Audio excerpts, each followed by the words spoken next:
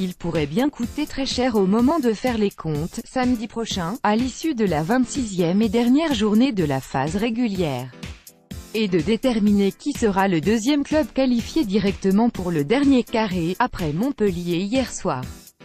Le bonus offensif, perdu à la 77e mais arraché à nouveau à 1 minute de la sirène sur un dernier effort conclu par Nakarawa. 79e, place désormais le Racing dans le costume de favori à la deuxième place du top 14. Pourtant, cette victoire à 5 points a mis un temps fou à se dessiner. En tête de 6 petits points à la pause, 6-0, le Racing a fait la différence en seconde période, bien aidé par les maladresses de Baptiste Serin. Pour ne citer que lui. Anthony Claassen, Racing 92, Icône Sport. Le Racing profite des offrandes étincelantes lors de sa dernière sortie à Chaban, face à la section paloise. Pour sa 100e sortie sous le maillot girondin, Baptiste Serin s'est aussi montré décisif ce dimanche. Mais pour l'équipe adverse, cette fois, fautif sur les 2 premiers essais des coéquipiers de Dan Carter, le demi de mêlée international a mis le Racing sur les rails. D'abord en déviant une passe sautée d'Henri Chavancy vers son en-but, 47e. Puis en envoyant une passe hasardeuse interceptée par Juan Imhoff, pour un essai en contre de 70 mètres à l'heure de jeu. Serin, l'arbre qui cache la forêt. Tout le collectif de l'Union Bordeaux-Bègles a pêché dans les fondamentaux, pour la dernière de la saison dans son jardin.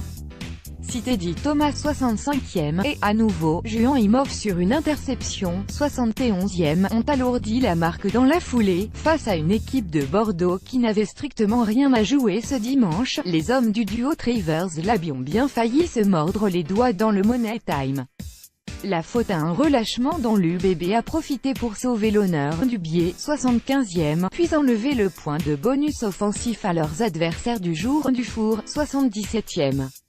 Avant que Nakarawa, sur la dernière action du match, remette finalement son équipe dans les clous d'un succès bonifié si précieux, dans la course au demi.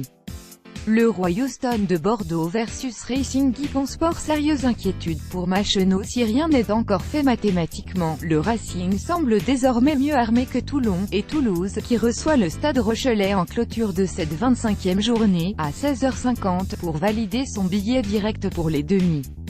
Car les Franciliens auront l'avantage, samedi prochain, de recevoir une équipe d'Agen déjà maintenue quand, dans le même temps, Toulon devra défier Pau au Hameau et Toulouse affronter Clermont, également à l'extérieur. Il faudrait un sans faute du stade toulousain pour priver les ciels et blancs de la place de dauphin du MHR. Maxime Machenaud, Racing 92, Icône Sport. Mais le Racing a peut-être perdu gros aussi, lors de ce déplacement en Gironde.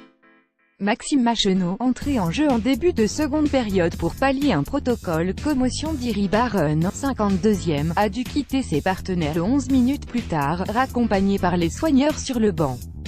À cause d'un genou douloureux. Le staff redoute une torsion pour le numéro 9 du 15 de France pendant le dernier tournoi des 6 nations. Les examens confirmeront, ou non, une éventuelle absence des terrains au plus mauvais des moments. À 13 jours notamment d'une finale de Champions Cup face au Leinster. Le compte à rebours est